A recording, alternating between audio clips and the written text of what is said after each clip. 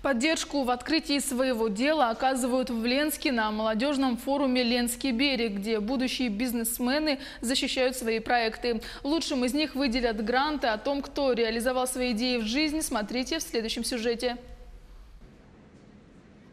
Идея начать свой бизнес возникла у Юлии Пожидаевой не случайно. Она неоднократно была участником форумов, на которых обсуждался вопрос о досуге молодежи. Выйдя в декретный отпуск, предприниматель решила реализовать свой проект. Приняла участие в 2018 году в форуме «Ленский берег» с проектом «Бунт-проката». И мой проект занял второе место и частично был профинансирован. Остальную часть средств были добавлены личные. На полученные средства Юля приобрела различные модели велосипедов, самокаты и скейтборды. Цены на использование вполне умеренные. Прокат вот такой модели велосипеда для взрослых составляет в час 150 рублей. Более компактные модели для школьников и со всех маленьких детей всего 100 рублей.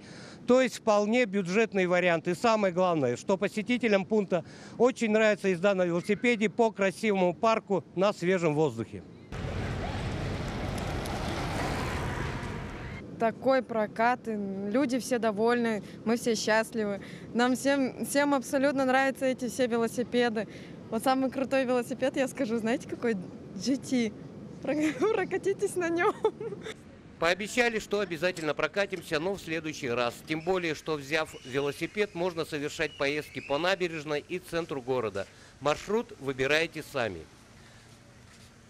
Успешно реализовала свой проект «Территория женской красоты» и другая участница форума Павлина Коломейцева. Сейчас у нее свой клуб аэро-йоги, где занимается несколько групп женщин. Занятия проводятся с применением специального гамака. Когда вы отрываетесь от земли, нервная система вспоминает детские ощущения на качели. И когда вы отрываетесь, у вас получается ощущение, что вы все заботы куда-то ушли. И вы просто парите. Есть шанс наконец-то вернуться к себе. Вот к тому, к себе, который был изначально. Представительницы прекрасного пола получают настоящее удовольствие от аэро-йоги. Комплекс различных упражнений в русском варианте асаны, позы ласточка, бабочка, летучая мышь и другие. Вернуться в детство и полетать – истинное наслаждение.